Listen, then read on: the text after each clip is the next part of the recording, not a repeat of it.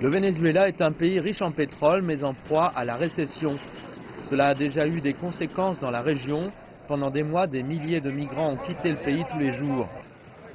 Maintenant, ce qui se passe a des implications mondiales. Les États-Unis disent que la seule solution est le départ du président Maduro. Washington l'a sanctionné et presque tout son cabinet et a restreint l'accès au Venezuela au marché financier. Les États-Unis critiquent la Chine qu'ils accusent de soutenir financièrement le gouvernement Maduro et de prolonger ainsi les misères du peuple vénézuélien. Dans notre hémisphère, Beijing a étendu la durée de vie du régime incompétent et corrompu de Maduro au Venezuela qui opprime son propre peuple. Le vice-président évoque un prêt de 5 milliards de dollars qui aurait été accordé au Venezuela peu de temps avant la visite de Maduro à Beijing le mois dernier. La Chine toutefois n'a jamais confirmé avoir accordé une telle aide financière.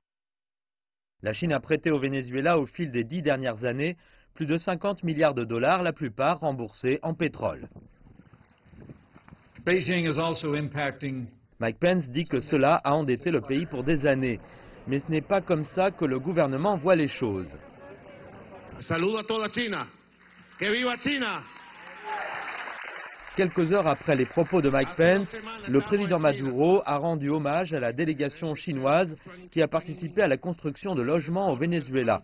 Il dit que le partenariat Chine-Venezuela est mutuellement bénéfique. La Chine montre qu'on peut être une grande puissance sans devenir un empire, une grande puissance pour construire une communauté de destin de l'humanité. Mike Pence ne s'en est pas seulement pris aux relations Chine-Venezuela dans son discours, il a aussi fait allusion à d'autres actions diplomatiques dans la région.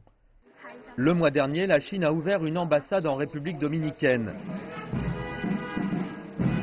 Ce pays des Caraïbes est l'un des trois, avec le Panama et le Salvador, à s'être détourné de Taipei au profit de Beijing cette année.